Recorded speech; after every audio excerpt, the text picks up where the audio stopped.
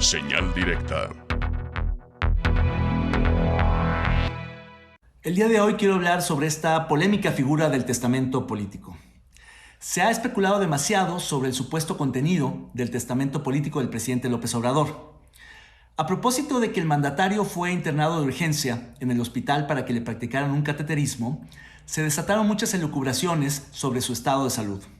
Con la habilidad política que lo caracteriza, el presidente reveló la existencia de su testamento político.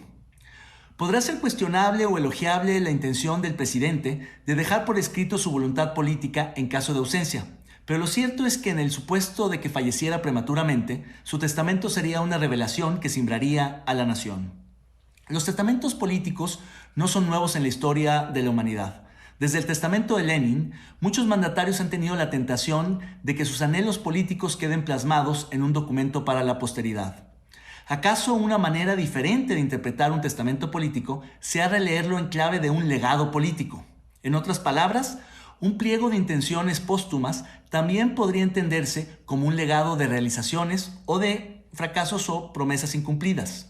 Se trata de un ejercicio hipotético que algunos mandatarios escriben en pleno ejercicio del poder como una suerte de herencia en vida. Podría parecer un ejercicio ocioso, cuando no pretencioso, frente a obligaciones legales de rendición de cuentas, como por ejemplo el informe de gobierno, pero no necesariamente lo es. Me explico. La tentación de hacer un testamento político es mucho más común de lo que se piensa. Cuando formé parte de la administración del fallecido gobernador Aristóteles Sandoval, a mitad de su sexenio se comenzó a hablar de su legado político. En los informes de gobierno que me tocó coordinar, la instrucción para el gabinete fue imaginar cuál sería ese legado por el cual su gobierno sería recordado. Incluso en una de mis últimas conversaciones con Aristóteles Sandoval, me propuso que escribiera con todas sus letras sus logros y retos y fracasos de su gestión. Se trató de un ejercicio trunco, pero útil, pues quiero pensar que contribuyó a sensibilizarlo cómo dejaría el poder. Como exgobernador que concluiría su mandato muy joven, le preocupaba no solo su imagen pública, sino su legado político. Nadie imaginó que sería asesinado, pero su legado en disputa sigue bajo el escrutinio de la historia.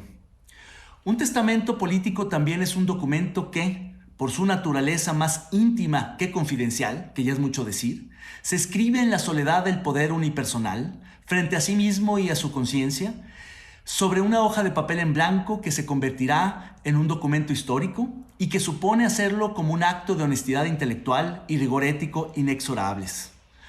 En las horas más oscuras, Churchill redactó el que fuera acaso su mejor discurso como primer ministro británico, al punto que en su momento se especuló sobre una versión que sería una suerte de testamento político frente a la posibilidad de una derrota bélica. Algo parecido deberían de hacer todos los gobernantes, incluido el gobernador Alfaro, que tiene una proclividad por nombrar a sus acciones de gobierno como históricas.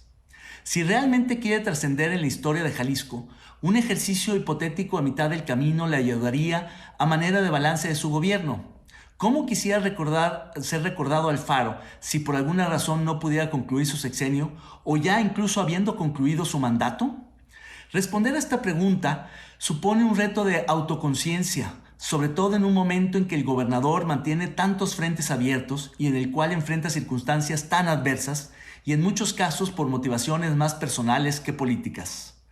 Basta leer la prensa, mirar las redes sociales o pulsar la opinión pública para saber que el juicio público de su gobierno no será condescendiente en lo absoluto. Los vientos de la historia soplan en otra dirección. Aún es tiempo de dar un golpe de timón en Jalisco.